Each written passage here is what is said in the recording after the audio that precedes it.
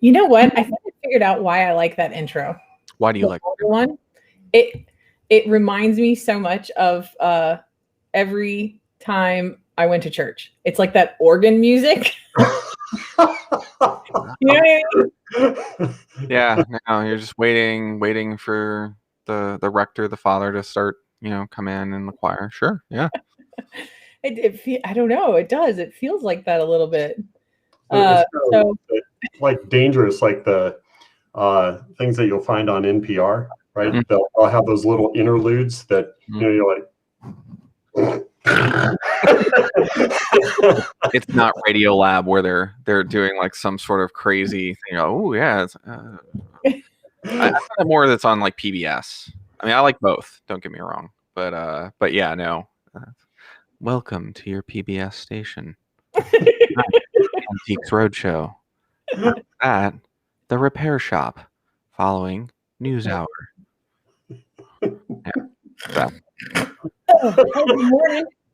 Welcome to the Coffee Table Talks. Welcome, everyone. Grab a cup and circle up. Today we've got Ean Meyer, who solemnly swears he's up to no good. Always. Ian is super fun and very cool. Thank you so much for hanging out with us today, Ian. He is the president of the board of directors for BSides Orlando. Indeed. They are kind enough to let me lead them because they are the amazing team, and I'm gonna end up talking about a few of them. So hopefully they'll get to hear this or see it. Oh, I love that. That is awesome. Look, oh, Will, you're so awesome. Look, I need to figure out where the chat is again. Where did I do that last time? If it was StreamYard, I could point you through it. I think if it's like StreamYard, you've probably got Brand over on the right-hand side. Oh, wait, I figured. Yep, there you go. Oh. Rachel, you need to do the typey thingy. There you go. Keyboard type it. I got it. Yeah. Oh, good. Will's on the YouTube, so I'm going to close that out. Good job. That's how you got that in there. I was looking at how to chat directly in there because I'm so used to being the person running it that I can do that from the side panel. I'm like, how do I respond over here? No. Nope. We're doing it. I got the LinkedIn Live. You guys, we added a platform last week. Yeah. I connected us up to Twitter. Ooh. Oh, no. We are tweeters. Look at us. Oh, I can. And, I retweeted the LinkedIn link. So very cool. I did that just for you because I know you like Twitter so much more than LinkedIn. That is true. I live in there. It's gotten to the point where somebody was joking about how so many people had joined Signal during all the wave hand at everything happening.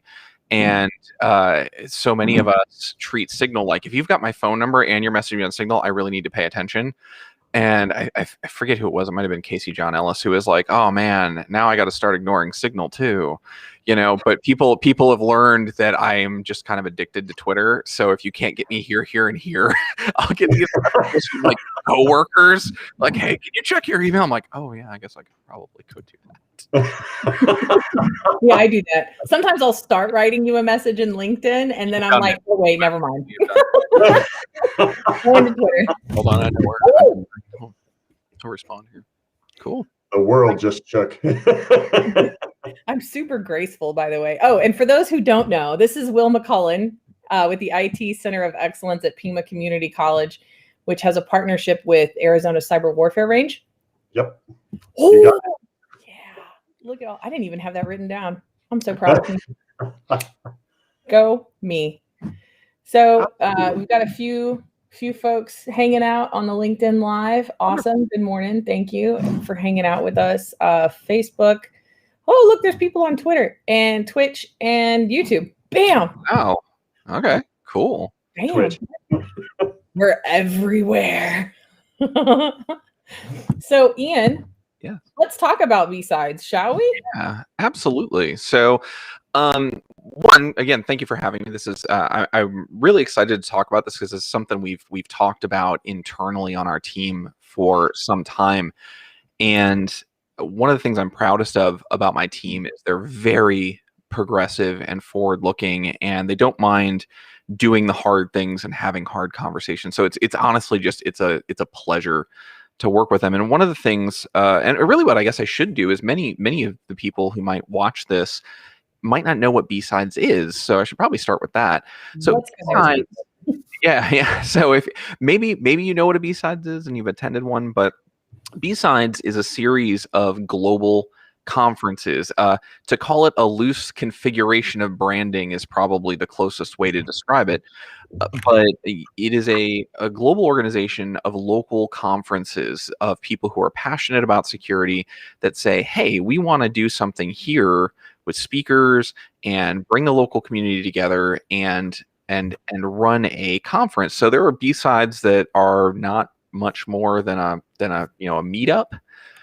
And there's ones like ours that get between 500 and 1,000 people. There's BSides San Francisco and Las Vegas that get thousands, so I think right around 2,000 people when they run their event. And the goal of BSides, or actually I should say where it came from, is early on during security summer camp. If and I guess I should explain it too. The week out in Vegas, but in the before times when we traveled places, it's a week out in Vegas where it's DEF CON, Black Hat, Diana Initiative, which are some of the newer but the great migration of hackers to the desert for reasons, and they're out there all week, and it's all these different conferences, right? Well, you'd submit papers and you might get rejected. Well, BSides, like the B side of a record, would say, hey, if you're already in town, come speak at our conference. So often BSides are aligned the weekend before, the weekend after, or the day before a major conference to say, hey, if you're already here and you're a student, you're somebody new to the industry, you can't afford a $1,700, $2,000 Black Hat ticket or whatever it is, come here and speak, and then that evolved into CFP processes, etc. So have any of you been to a BSides? I haven't, unfortunately. Me either. I haven't. I was gonna go. We were gonna go. So I've been to a total of 4 conferences. Mm-hmm. 1, not even necessary to mention. No, number 2 is not even necessary to mention. And then there was GERCon in Grand Rapids, Michigan. Super fun. Must be very cool. I did not sleep more than 4 hours across 4 days. No, one does not sleep at conferences. This is no, not at all. It was awesome. Oh, Vicky's spoken at Jack's BSides in November of 2019. Several friends up there. We have lots of BSides in Florida. Yeah. And then I've met you with BSides Orlando, and then we had Will. Do you remember Nathan Sweeney that was on? Yep. He's the founder for BSides Oklahoma. Nice. Okay. See, I have all these places to go. My list keeps getting longer. We need to get this going down here in Tucson, Arizona. We're down here in the howdy country, and so that's all different. Well, I mean, if you know anyone that happens to work at a college, a lot of BSides love to operate at colleges. I'm just saying. Yeah. That you want to be in the world. That you want to see in the world. That has crossed my mind. It would complement with the cyber warfare range very nicely. Very similar thoughts. Hit me up and I'll help you. I'll help you with everything that we have, policies, procedures. Just hand them off and be like, wow. Yeah, no. Okay, so for the BSides conferences, what kind of things can you expect, right? Because I've been to a handful of conferences, and I'm sure there's several others that have, and some people that have never been to a security conference whatsoever. Sure. I know that from RSA, it's like a vendor playground, okay? Right. And then like the experience I had at GERCon, yes, there were still vendors present, but it was much more focused on the speakers and some of the like there was a Tesla 3 hack challenge kind of thing. Get a koozie or something, or right. Oh, there was prize money involved. Oh, I know. I'm just being facetious. I'm just being silly. Here's your Tesla socks. Oh, hey, Dylan. Nice. Dylan's BSides Orlando. He runs our Lockpick Village. See that there's a Lockpick Village. Yeah, so those are pretty common at BSides. So I don't want to say like at any BSides you may experience, but they're all different and they're all community driven. So, that's actually one of the core tenets is, the BSides that you go to in Trinidad or Puerto Rico is not going to be the same that you go to in South Africa. So we were lucky enough, when we were running our virtual BSides, one of the organizers for South Africa was like, "I'm up. Do you want me to come help?" And they just jumped in as a volunteer in Discord. So, but you might go to theirs and it'll be very different. I can tell you some of the common things that you might see and some of the things that we do at our conference, right? So Lockpick Village, Tool, the open organization of lockpickers, often has chapters where they will come out and bring a bunch of locks and teach some intro to lockpicking classes and bring a bunch of locks. We've done that year over year. We've had Wild West Hack and Fest, John Strand and his team come out and run a completely separate village with live demos that you actually sit at their computer and, you go through grabbing a doorbell's radio frequency and replaying it, that kind of stuff. We have a CTF. We have a great partnership with Hack at UCF, multiple time CCDC winners, and their other team, NightSec, which I think they were third at the Cyber Olympics at The Hague. We've got incredible college talent also at Full Sail, where I'm an instructor and where we host it, and we've got a program there. So we bring them in to run a CTF called Sunshine CTF. So hey, Hack UCF folks, and thank you for that. Mm-hmm. They build a incredible CTF that is operated globally. You can compete remotely. You can compete in person. Oh boy, I could go on and on about this, but we have recently we've had 3 to 4 tracks. We had 65 speakers last time. We try and balance it between red team, blue team, compliance, all that different stuff.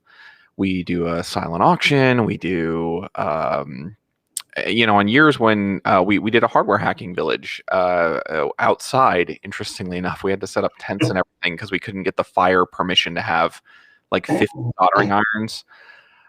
John Singer and Jose Rodriguez do an incredible job building digital, but we've been lucky enough that we're well funded enough, we're big enough, we've got great sponsors that we've built digital badges that it's all printed on PCB.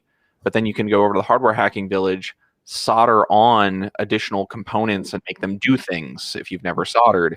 We're still trying to figure out how to get the lines right on that, because standing outside in Florida sometimes in April can be a little miserable over soldering stations. So right here. Yeah, no. Well, I suppose that's true. Yeah, you're like, oh, 90 degrees. That's adorable. Yeah. So anyway, yeah, I mean, all kinds of stuff that you can experience. And I'm sure Kathleen Smith, actually, I should give her a huge thanks. Her and her team from CyberSec jobs and cleared jobs will come out and run resume workshops, run career coaching. Just absolutely amazing. And once you show people that you are serious about not only including them, but about giving them what they need to be successful, people are like, yeah, let's come help. Let's do it. So it's really exciting. It's fun. You got quite a fan base happening right here. Everybody's like, well, I mean, hello, everybody. I mean, I don't know about a fan base, but I appreciate what people are saying. I do. Yeah, it's a bit. I think we need to start an Ean Meyer fan club. Oh, is that Brian? Hello, Brian. I didn't see you down there. Yeah, he's awesome. We were actually chatting on Twitter just a bit earlier because China's trying to ruin my Friday. You're not the only one, right? Just so you know. So for those who don't know, I live with a in the trenches infosec professional. He's not as social as I am, but feel free to reach out to Joshua Arnold on LinkedIn. He'll accept you into his life. If he doesn't, let me know and I'll go beat him over the or something. It'll be totally fine. Be social on the medias. But that sounds like a bruised shin category. That way. Yeah, it's So I eat, live, breathe, sleep, drink InfoSec cybersecurity all day, every day. As a matter of fact, my interest level in it has gotten to a point where I get very excited, as you can, right? That's weird, me excited. But I get very excited about stuff. I'll go down a rabbit hole and then I want to talk his head off about it. And he's like, all right, now look, I need a mental break from all of this. You've got to stop. You got to go talk to somebody else. And that's when, random people get texts from me at like 10 p.m. And I'm like, hey, sorry to bug you, but did you see this? Right. That's my poor wife. We've been home obviously with the pandemic and whatnot, and I'll emerge from the cave and want to just talk to her, and she's like, I am trying to feed the kids, go away. And I love her to death. I mean, and I get it, and I'm like, I'm sorry, I'll just go back in here. Totally get it. It's super fun. Ian, I'm so glad that me and you got to be friends. I think the first time I messaged you, you were not where you are now. You were with. I was at I am at a different organization now. Before I was at one of the world's leading deliverers of pasta and breadsticks throughout the 48. So amongst other things, a large restaurant brand with multiple brands working in their on their InfoSec team. Yeah, I did some things for them with a previous role myself. Yes, we did talk about that. Yeah, absolutely. Yeah, keeping their kitchens very clean. If anybody doesn't know, my path into InfoSec is very strange and odd. I actually am quite adept at working on commercial-sized dishwashers, just so you know, and calibrating chemicals and titrating commercial-sized dishwashers for their chemical balance, and also commercial laundries. So if you need to know how to get a stain out of something and perhaps want to know where a couple of, free hacking tools might be located for your use, right, I'm your girl. And yes, Jonathan, I did. It's great. It is a great company. They've got a great company culture. It was just the organization itself is amazing. I have nothing but good things to say about them as a restaurant organization. And what they do is great, but it was definitely time to move on and go and try something else. And it was a great move. So I can't fault. Lots of good people still there though. Well, since you've gone someplace else, have you lost weight?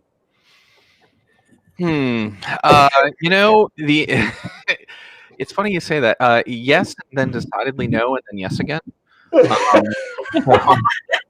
So yeah, but the thing was at the you all can see on my LinkedIn. It's not like it's a surprise. It's Darden Restaurants, and their headquarters is massive, and it was meetings all day, and you could get 15,000 20,000 steps just going to meetings all day, just crossing the campus and whatnot. It's a huge building, and so then I left there, and yes, I wasn't eating all the food, but the job I went to, I literally maybe walked 100 feet to my car to my desk, and that's where I stayed for. So it was like it dropped, and then it came up again, and then I was like, oh, I probably need to move around more. So now I have like a treadmill that comes out from under my desk and all this stuff. So I know I looked into that for a second, and then I remembered that I'm definitely very tired most of the time and lazy, and I was like, I can't be Ian. I want to, but I can't. Want to be me. Don't be me. If you guys follow me, is very bad at saying no to things, and my wife's like, you don't get a fit. What did she say to me last night? She said, you don't fit exercise in, you sacrifice sleep. Because there was a few times with this stupid Apple Watch where I'm like short on exercise minutes, and it's like 11 o'clock. I'm like, I'm gonna go for a run. She's like, it is 11 o'clock at night. I'm like, but if I don't get the minutes in before midnight, it doesn't get. Oh my gosh. That's hilarious. Yeah. There's an InfoSec professional on Twitter, Jason Street. Jason. Yeah. He does night miles. I think I saw. I used to tag him when I started doing that. I'm like, we're doing night miles together. Yep. Yeah. So if anybody needs a partner for nighttime last minute, go get your watch. Yeah. Ian and Jason are those are the people. Well, I'm trying to be better about that, and I to kind of put a bow on that cover. The other day I went running in the morning. I'm not a morning person, but I got up early. I left the house. My wife wasn't even up yet. And I came like, she started to panic because she's like, your car's here. You've just disappeared. And I was like, and she called me on my Apple Watch because I have it silenced except for calls. And I got my AirPods in, and she goes, where are you? And I'm like huffing and puffing. I'm like, I'm running like that. And she's like, okay, but where did you go? Now, mind you, I didn't leave a note. I should have left a note. Always leave. And so I'm huffing and puffing, and I get back at the house, and she's like, you have to realize that you getting up and going for a 3-mile run at 7:30 in the morning is just as likely as alien bears storming the house and stealing you. So I'm like, where is this guy gone? You know. Well, yeah. I'll leave the night running to you. That's when the javelinas come out. So no, thank you. I'm sorry, the what? The what? Javelinas. What's a javelina? It's kind of like our version of a wild boar. I have learned something. They're these really nasty pigs, basically. They're desert animal. Stink. Oh. I'm going to have to tell you about this one time that You're not still in Arizona on me. Come to Arizona. It's 1,000 degrees and javelinas will eat you in the dark. Like, fantastic. Sign me up. Sign me up. We've got, to pick on Florida, we've got, 100-degree heat that's so moist you can swim through it, and alligators may eat your dogs. So that's a true thing. South Louisiana, also the same. Also true, yeah, very similar. Yeah. It is sad but true. I was going to say, Joshua and I used to go hunting in the Atchafalaya Basin, which is like a national wildlife area, and just west of Baton Rouge. You can go look it up. Super fun. If you can spell Atchafalaya, go ahead. I'm not going to do it right here because I'm going to look like a moron. But we decided we were going to try our hand at night fishing because all of the people at my then job were like, night fishing is so fun. You should do it too. And I was like, okay, here we go. I'm going to be adventurous. And we get out there and throw our lines in the water. And it did not go well, you guys. It did not go well at all. We managed to attract probably anywhere from 8 to 12 juvenile alligators with our bait, which, by the way, one of them took my line, and I did not realize it until we shined our lights out across the water, and these two little eyes were like coming at me. Okay, well, I'll have to do the javelina thing, right? Oh, that's a javelina. Yeah. Wait, how do I make it big? Javelinas. There you go. Look nice and cute and all that, but they can also be very quick.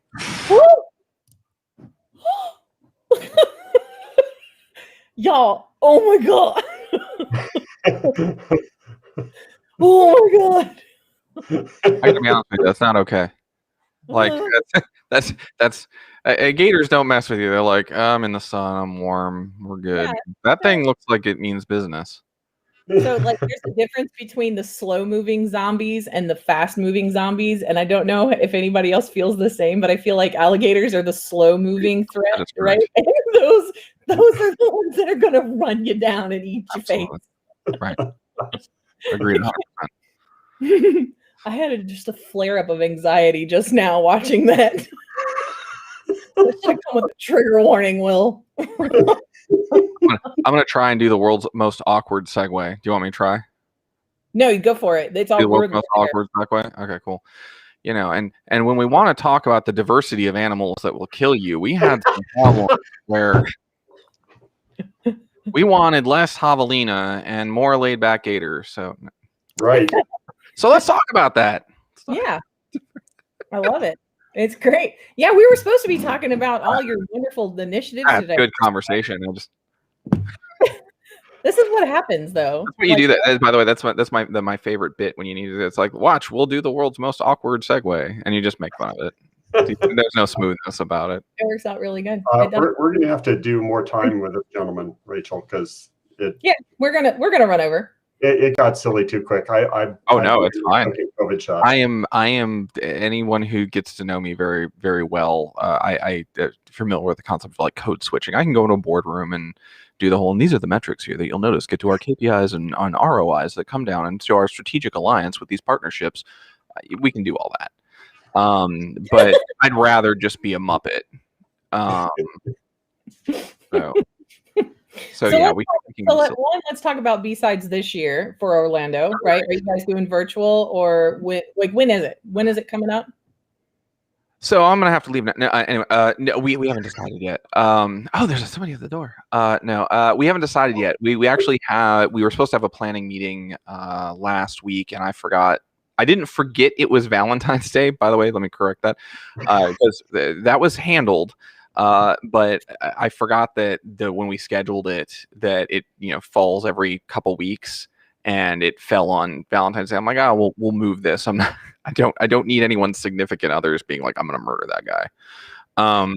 Especially your own. Right. Now. Yeah, you're done. You're done. So we were going to talk about that. Truth of the matter is, we will probably go full virtual.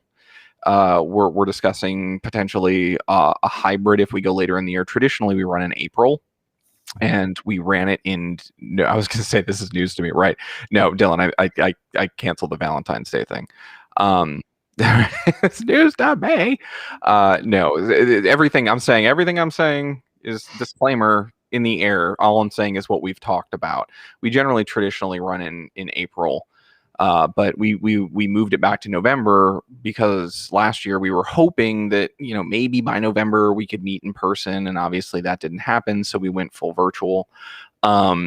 We've got our meeting this Sunday, which we moved back. It's on the calendar now. And we're going to sit as a team and kind of discuss what that means. I will say this: my goal, now that we kind of understand how to do a virtual conference, is to actually run it hybrid. The team somewhere had just shivered because even if we can meet in person, I'd really love to get the live streams out and work with Full Sail to do that. I will say this: my goal. But yeah, so we haven't decided yet. It won't be April, but we do have some conversations around maybe doing it in November again before the holidays really get moving. I can stop breathing into this paper. Why did I tune into this? No. Yeah. So, but I mean, the big changes that's one of the big changes that we're doing is we're kind of looking at how do we deliver hybrid, how do we do this, because we found a lot of benefits which actually speak to the diversity thing. We got a lot of feedback from people that said, hey, I'm early in my career and I can't fly out to Vegas or whatnot for these big conferences, and so BSides, all these BSides being virtual is really helpful to me, or even DEF CON being virtual was very helpful. I got to participate way more than I ever would have. And we also heard a lot from people who do advocacy for folks that can't travel, that have, either physical challenges or whatnot, that they say, yeah, it's great to come out here, but I'm immune compromised. I need to stay away from as much as possible, or I've got these other challenges that mean I can't stay on my feet as much as I want, and other things where it's like accessibility, which is one of the other reasons we like colleges, because that's never a problem. Accessibility is built into the charters and laws and whatnot. So along with that, we said, hey, how, looking at diversity and looking at these pieces, how do we make it more? So let me ask you a question. I'm taking over the show. No, let me ask you a question, both of you. How many conferences have you gone to and you look up at the speakers, or you look at all the speakers that are coming, and I'm going to pick on Will and I, and it's dudes that look like us? Like, it's just... yes. Yes. Yes. How many? Yes. Yeah, but all the conferences I've gone to, I actually purposefully try to go support my underrepresented minorities, and go sit in on their talks. No offense. No, well, you should.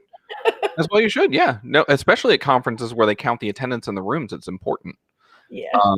It's important to a lot of speakers because I speak at different places as well, and when they do speaker reviews, that has a lot to do with, if, let's say, you go through a CFP process and it's not a blind CFP, or the board is reaching out to people, they'll look at those things and say, oh, they came out and spoke and just were terrible. And I won't call out any names because I don't feel it's important, but there's a lot of people who are very, very incredibly good technically and are very, very well known that aren't necessarily great speakers. They have amazing research, but they're not necessarily great speakers. They're good enough and you want to hear them because it's incredible research and cool stuff that they've done, but they're not, great speakers. So yeah, you really have to balance what do you want at these conferences. So we've got one problem, right? You go there and you're sitting in on these talks from underrepresented groups. How many times have you said, I wish there was more people up there? And like I said, we're in that group where it's like, we're up there. But for you, you're a college instructor, right? And it's like, how many times have you seen people that look like your students? We talked a bit about your college. So both of you, like how many times do you wish there was more of those people up there and wonder why there aren't? Oh yeah, that's definitely true. We have the closest thing we have to some of that is in Phoenix with Cactus Con, and that's getting much more diverse that way. And we have, we're in a heavy Hispanic area. PIMA College is a Hispanic, what's the HSI Surveying Institute, and so we're working on that heavily. But yeah, that needs to change. I mean, Rachel has a fantastic list of folks. I mean, meeting Cy and folks like that very dynamic. I want to get up in front of students and things like that because they're a lot of fun, right? But then also, it depends upon the conference. Your conference would probably work really well, but as you know, in academia, that let's just say our community sometimes is not quite as decorous as academia would prefer, because they get into their nice sort of, upper class sort of attitude. And then the moment somebody drops an F-bomb, they're all over the place. Come on, quickly get me some pearls I can clutch. Yeah.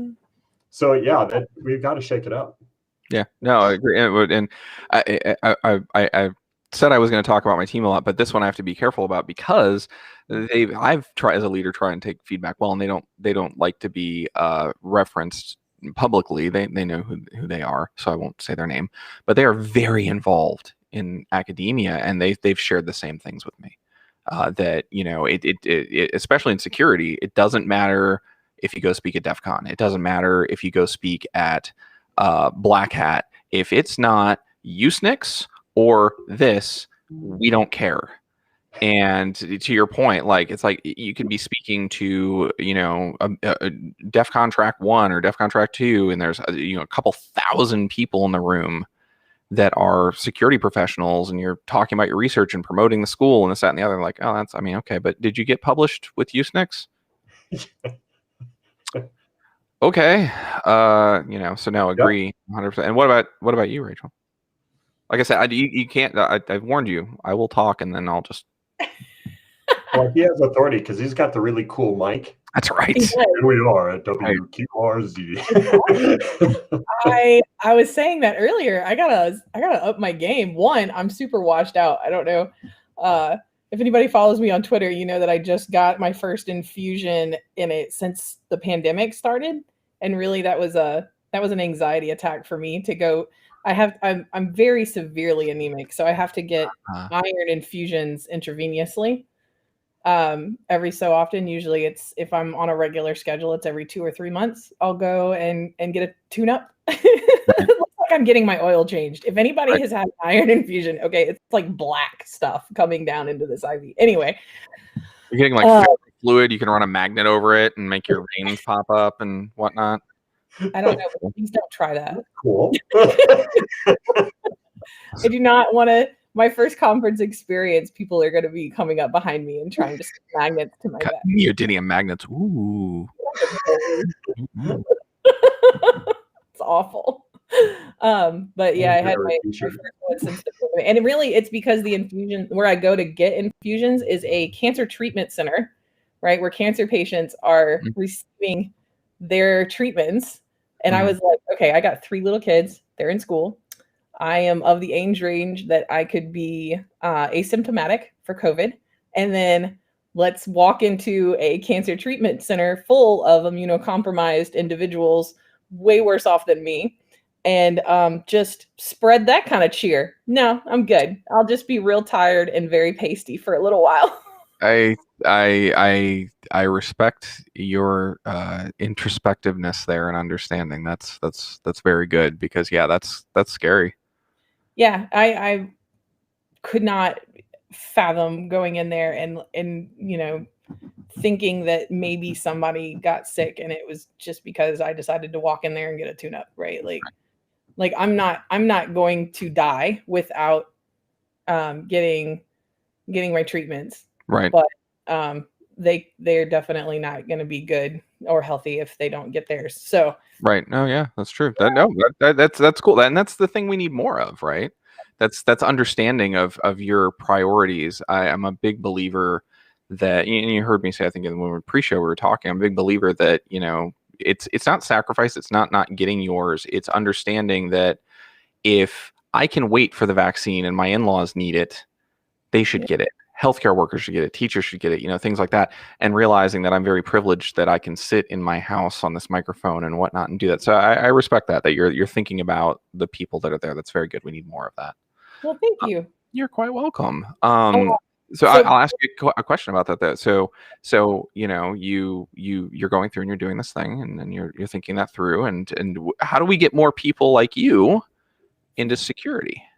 That kind of leads into this. Champion empathy. How about that? Oh, right. Okay. I like that. Talk about it more. Invite it in. One of those things. That's definitely going to be a helpful key point. And then things like what it is that you guys are doing to diversify, speakers.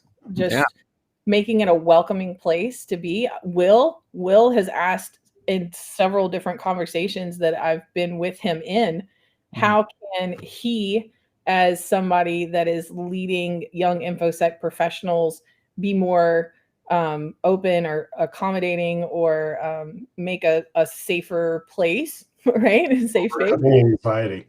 More inviting for underrepresented groups in InfoSec.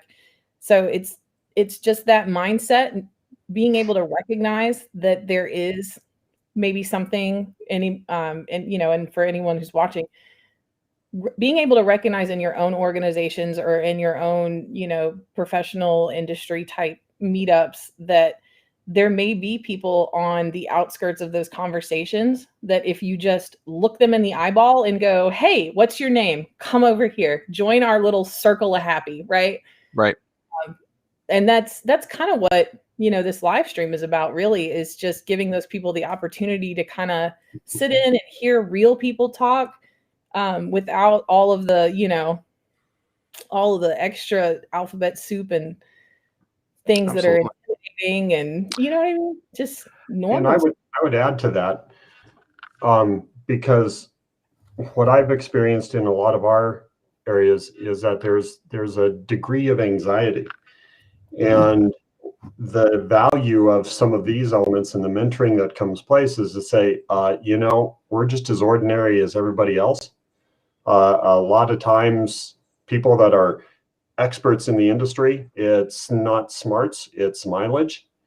And so to get rid of that aura, that cloud of professional and expert and all that kind of stuff, and say, no, sorry, we're just like everybody else. And so leave the ego at the door and let's all work together. So if you can make that where you can deal with that anxiety and make it someplace where people can be creative, right? Because there's nothing like fear that kills creativity. Ask any leadership that has a right mind. If they don't build a safe environment, they're not going to get the creativity. No, there's a lot there to unpack. But yeah, no, I agree 100%. And Jonathan, I see in the stream there, it's sadly that's not the industry structure. And Rockstar, yeah, I don't care for rock stars. And there's a couple points there that I'd love to kind of tie into what we did with BSides Orlando. And I need to really say we, because I can't tell you how much it energizes me to work with the team that we have. The biggest problem that I have as a leader is really just handing things off, as many leaders do. But I've got such an incredible team. We have such an incredible team that, they just knock things out of the park. So two things, right? One, Rachel, you mentioned that circle thing, and I think a number of people that I really respect. I think Malware Jake and Dave Kennedy and these folks and Jason Street have all brought this up, and many others. But there's this concept called the Pac-Man Principle, and it's anytime you're at a conference, and I try and remember it when we run, in the before times when we ran conferences and meetups and things like that. The Pac-Man Principle. What you do is when you've got a group of people talking to each other, you always make sure there's one open spot. Yeah. Because if the circle isn't closed, people feel like, oh, I can come in and get in here. And then when the circle starts to get too big that you're kind of shouting and throwing, coded messages at each other, you split off, and now you have two circles with that opening there. And, that often happens naturally with the course of conversation. This side wants to talk about this, and this side wants to talk about that, and they go off. But if you remember that, if you leave that opening, is literally an opening to come in, which kind of ties into what we did with our CFP. Yeah. So, what we noticed, and some of the questions I asked you is, our speakers, although we had a fairly diverse set of speakers, we said, how do we deal, and deal's the wrong word, how do we make ourselves kind of a leader in this area, to say we want new voices, we want different backgrounds, different nationalities, different perspectives and worldviews, even if they're all talking about Burp Suite, it's the same technology. One of the gentlemen who knows who they are, who I was talking to about doing talks, what if there's somebody in the audience who knows all this stuff? Yeah, but your perspective on how you went through that journey might be the spark that somebody else needs. Yep. Right. Or that it clicks in their head, right? So we need those voices and those perspectives. So what we did is, and I jokingly say this, and I don't mean to be like mean, but what a lot of conferences and a lot of organizations, whether it's security or otherwise, that I see do is a bunch of, old white dudes like me go, we need more diversity. Go get us some diverse people. You there, you're diverse. Come speak at our conference. And that doesn't work. It's offensive, frankly, to many people. Yeah, just like we were saying earlier, yeah. It's never flattering to figure out that you're the token. Right. Right. You want to be there because based on your merit or your research or your passion for the industry. You don't want to be called upon simply because you fit a diverse model, right? Like. Right. No, exactly. No, nobody wants that. You needed 31 flavors and I happen to be made out of strawberry. Like, no. Right. It's like, oh, we seem to have everything, but you seem to be a fine pistachio. Can you come and be part of it? Yeah. No, no, exactly. You wouldn't, if somebody came to you and said, Rachel, you're a woman. Can you come talk woman stuff for tech? Like that would be terrible. And that's what and we understand that's what it sounds like to a lot of people. And frankly, there's no other way to make it not sound like that, because you're not addressing the problem. You're addressing a symptom, right? Yeah. So we said, how can we do this kind of with radical honesty and radical transparency? So a lot of BSides do blind CFPs, which is good. That helps. That starts. You put in your abstract. You say, this is what I want to talk about. We ask you not to put any identifying details on what you want to talk about. Because you could put in there your name and then it's like, oh, this person's spoken at a bunch of conferences, but we don't want that. So we actually have our CFP reviewers and coordinators. This for a few years it was Bree, and then it was Bree and Jamie, and both of them have worked on that. And they will go through all the CFPs first, make sure that any identifying details have been removed, and then we reached out to a bunch of people, and we were very honest about what we were trying to achieve. We said, listen, we're not asking you to come speak because we want someone of your particular shade of skin or your gender expression or your sexuality or your nationality. We don't want to do that. What we do want to do is get people that are professional and talented and skilled like yourself. I mean, we had CFP reviewers from Microsoft who've got years in the industry, from big companies that you've worked with or heard of, with lots of experience, and said, listen, you are a part of that community, and we would like you to review the abstracts, with the idea that if we get enough of those people, who have the talent and the experience and whatnot to review the papers, we'll start to remove that bias. And one of the things that we've been meaning to do recently, and it's another kind of subtle nod, is get all the photos, and we have them. All of us, me included, just were so burnt out from 2020, and we ended the year. And so soon our website will be updated with pictures of all our CFP reviewers, so that if you, Rachel, or somebody from your college went and looked at the pictures of CFP reviewers, they go, wow, there's somebody on that review board that looks like me, that has a background like me. These are people that will understand where I come from as a person, and not, and not Whitey McWhiterson of the Apopka McWhitersons, listed as all these reviewers, right? So it worked really, really well. And I think, like I said, we had 18 reviewers. The majority of them were women. We had a very significant portion, different nationalities than say, like, American. We had different gender expressions, sexualities, backgrounds, orientation. I mean, just the whole thing. And we just told them, like, we want your perspective to be the filter on what comes into this conference. Part of what you have is helping us improve. And they all were like, absolutely, we want to be on board. And I can't thank Tabitha and Jamie and Bree enough, because they are part of those communities. And the important part was that I wasn't the one reaching out, and not that people wouldn't trust me, but having someone authentically from your community reaching out to you saying, these people are serious about this, and this is what we want to do. They go, oh, okay. So yeah, I mean, that's the big thing that we did, and it made a radical difference. So that's all my pontification for today. Thank you for coming. No. I think something else that may seem really, I don't want to oversimplify this or make it seem like I'm just grasping at a straw, I guess, but for somebody that's really from a newbie perspective, right? I consider myself a newbie. Another thing that would be helpful is to reach out to some of these groups. Like we have the cipher table this afternoon. It's all these amazing women that lead these organizations like Tech Girls, Empower Her Cyber, and my local lady, the East Baton Rouge Parish Career Technical Education Center. We have SheTech. Yeah. Organization. Right.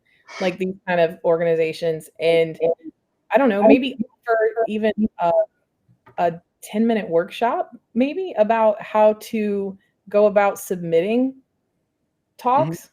Yeah. How to do that. Because some people are intimidated just by not understanding the steps or the process, right? They get defeated before they even try. Mm-hmm. And then, just putting some parameters around that, like average talks last this long, or these are topics that are kind of overdone in the industry, right? So just so they know that offhand, just to empower them to participate and submit topics. That's a really great point, and I'm going to brag on a different conference that I'm starting to get involved in. Not at the level I'm at. I just want to go help. But you heard me mention Diana Initiative already, and Diana Initiative just is doing amazing work during that InfoSec, summer camp week to bring in all those voices and whatnot. And one of the things they did at a meeting with Circuit Swan. And we're talking through. They run that mentorship program, and for the last few years, and they've built a process that when you submit a CFP, if you don't get accepted, you get an option to have a professional like myself or other mentors review your CFP for the second round. to say, hey, these are maybe some things that you might want to focus on. Tell me more about this. Tell me more about that. Okay, you trim this part out, do this, focus more on these pieces. And they also have an amazing blog, and I don't have it immediately in front of me, but on this is how you submit a CFP to make sure that people see it.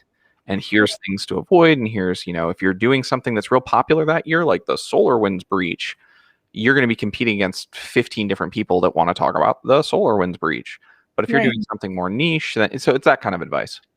Yeah, no, exactly that. Right. But to capture some of those folks that haven't submitted one yet, even to have it turned down. Right. Yeah, absolutely. So how do you take some of this success out of the BSides, because that's a very unique environment, and pull that into your education institution? How would you do that? Like, well, how do you do it? I mean, because you're playing two parts here, right? Because that's true. You're one, but you're also a teaching professional. That's true. Well, I can't speak for, I as was mentioned, you can see this on my LinkedIn. I'm an adjunct instructor at Full Sail. We have an incredible diversity program. I mean, it's just amazing if you go on campus. But the other thing to remember is we are primarily a creative arts school. Many of the programs that are just wildly successful are digital programs around special effects and producing and media and all that stuff. So we attract a unbelievably diverse student population that wants to come and be creative. So we're very lucky in that regard. And the school's very focused on it. So, I think of all the challenges that education face, I'd be like, go look at what Full Sail's doing and do that. But for schools that maybe find that, more challenging, or say programs like IT programs that traditionally, this is what they look like, but when they start, they're a little thinner and a little more hair, but whatnot. To Rachel's point, kind of reaching out to those groups and saying, hey, come and be part of this. I'll brag on UCF for a minute because I'm a big believer in higher ed. So UCF, Lauren and Gensley and whatnot, they started a all-girls cyber competition team, competitive team. And they started, I think, back in 2019. So, creating, and I think this is the biggest problem, right? If I'm going to be completely blunt, the biggest problem is people are scared to acknowledge that there is a problem and just address it head on, right? I really love Brene Brown. She's a Texan, and she talks about having conversations that are a tussle. We're going to have a meeting and we're going to tussle, and it's going to be a difficult, hard conversation. But if we don't have it, we cannot improve. And they said, listen, we need more women, more underrepresented people. Let's create a women's cybersecurity team, and they will go compete. And it is a women's team. Ian Coldwater, they used to have their, I think it's still in existence. I don't know how involved they are. They had the, it was a play on words for like a sewing circle, but it was an all women's CTF team. Like you could only get into the Slack and whatnot if you were a woman. And you could get into this Slack or it might have been Discord, I can't remember. I'm not allowed in there because I identify as a man. So with that said, they had a place where they can say you can come here and be welcome and not feel like you can be you and learn cyber stuff. And there's some people that say that's the wrong approach. Just be more inclusive. And I say, no, that's not. We used radical transparency and truth to say, this is a problem. We understand it. Let's bring other people in. This is a problem. We need to get more women. We need to get more people of different sexual orientations, more people of different backgrounds, creeds, colors, socioeconomic levels. I go on and on and on. Address the problem. Say it openly. This is a problem. But then if you're this person, remove yourself from the problem. Trust that you can be the leader empowering them, but then let them do it. Give them the space to be successful. So that would be the advice I'd have. Yeah, and for the folks that don't think that that's that's a good course to follow, just because, I mean, I've heard the arguments too, that, those kind of circles that are focused on just supporting women or just supporting this ethnic background or, whatever, that's cutting other people out. But you have to understand that whenever you're coming into something as a new person, you kind of need that circle of community and networking to even feel comfortable enough to speak out or to learn or to ask questions. Just having one person, in the room that may not share or you may not perceive to share your perspective can be very intimidating and keep you from asking questions and keep you from participating in the conversation, because you're so afraid to look less than intelligent in front of that person, that one person. It doesn't matter. You can have 20 women in a room and one dude, they're going to act differently. Most of them, especially if they're new. Like, that's just the way it is. So it's a good starting circle, right? To give you that sense of empowerment and the self-esteem that you need, to launch out of there, right? Yeah. It's like it's your baby bird nest. Yeah, like it's a little InfoSec baby bird nest. Right. No, and what's funny is I find it so silly that we already know the science and the social behavior behind this. We're very social creatures, and we also like to, especially when we're growing emotionally, mentally, physically, whatever it is, we like to be around other people that are in that same experience. And the phrase, the term that I like to use comes from people who are managing long-term disability or pain or whatnot. The idea of the again, not to use spoon, but the spoon theory. Every day you wake up with a certain number of spoons, and every task mentally or physically takes a certain number of those spoons, right? Well, if you're trying to grow yourself intellectually in cybersecurity, but you've also got to expend spoons code switching, because like I said, with the executives, now I'm speaking to executives, so I've got to have the brain translating, hyper nerd to executive, and I've got to do all this other stuff. If you've got to be like, am I speaking too much from my background? Are these people in front of me experts? Am I welcome here? Do I look right? Do I fit in? This, that, and the other. Strip all that out, so that you can, like you said, build that confidence. So I think the concept behind that, anyone who argues differently, find the group that's there, and then get to the national stage or get to a larger audience, a general audience, and you'll have that confidence to be able to speak. So I agree 100%. Yeah, well, that's one of the things that I do this. Look, I got one, just one. I don't even care. This is why I'm doing live streams with you guys. I see you. Sorry. Go ahead, Will. Yeah, and one of the you brought up one of the points there too, where it's almost doubly hard in IT, right? Because IT for so long has been this really odd community of folks that feel that they need to hold their tail higher than the rest, right? Oh yes, well, I know this, right? And we have to, so we have combinations of diversity and anxiety there. We have levels of experience and anxiety there. And then we have preconceived elements in this industry that you have to, built up by certs, built up by all this garbage, that, you have to have so many merit badges before you can be right. Yeah. Right. And we have to obliterate a lot of that and bring it down to where everybody can just start working together on the problem again, right? And it's really hard for students, because students are coming in from ground zero. And so you put all of these anxieties on these poor students coming in, and it's really cool to make an environment where, it's like, hey, this industry is so complex and nobody knows it all. And nobody can. And everybody's got holes. So let's just start with that premise. Yeah, no, I couldn't agree more. I'm gonna challenge everybody. Okay. Not this week. because you need to go take a mental break, right? Take some you time.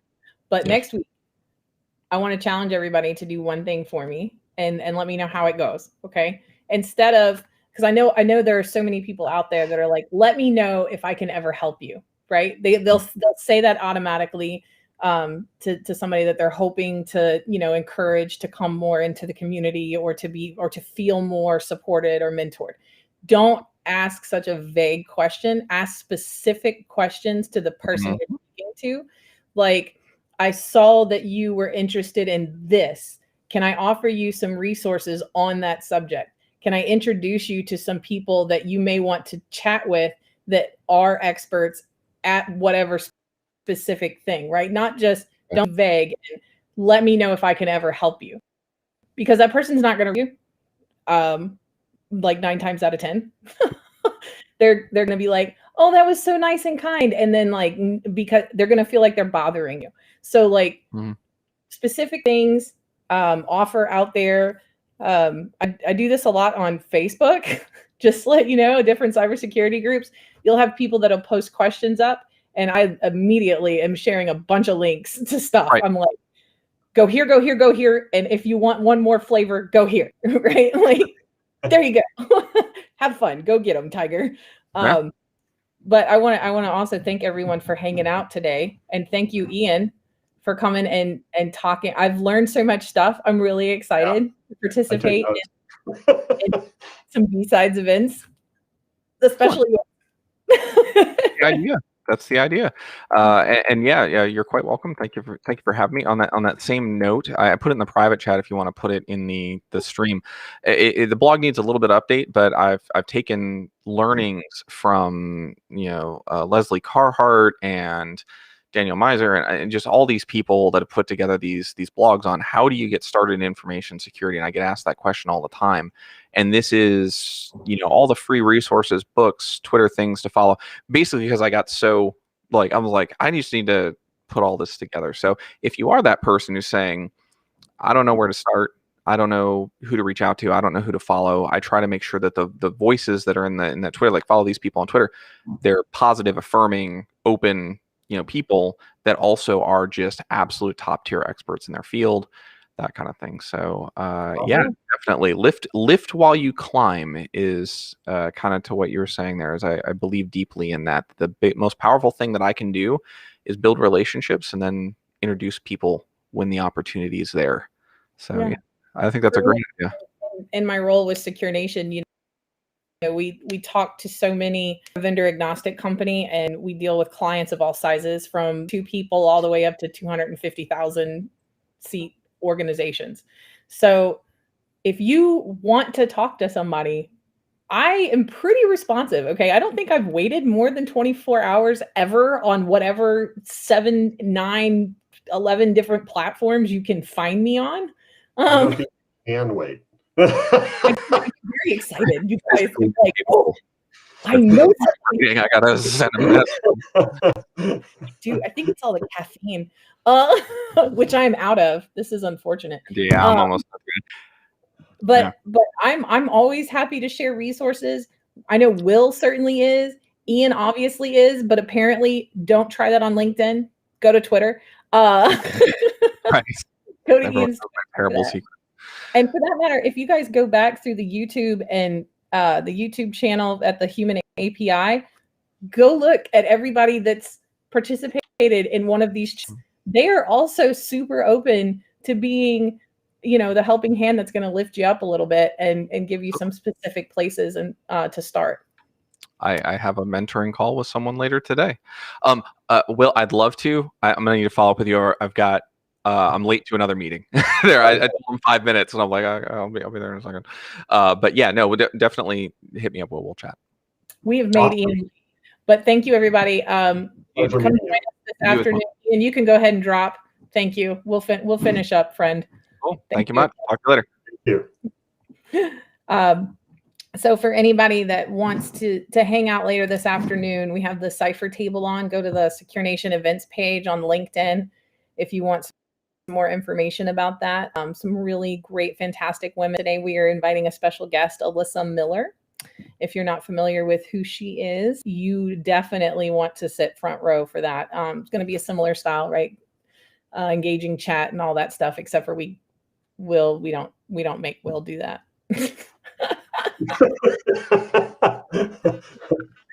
Figure he needs a little break on Fridays, at least. So thank you. I know you got a second round of vaccine today. So thank you for coming. Yeah. I'm glad you feel well. Yeah, I'm not too bad, actually. Okay. Some of my friends had real difficulties, but I'm doing pretty well. So good. That's okay. Awesome. It's just good because I got a ton of stuff to do. Yeah, I feel that. I got a bunch of stuff going on too. So we will see y'all next week. Wow, I didn't even pull up who we were talking to, but stay tuned. We'll see y'all next week. Thanks, guys. Bye, folks. Bye.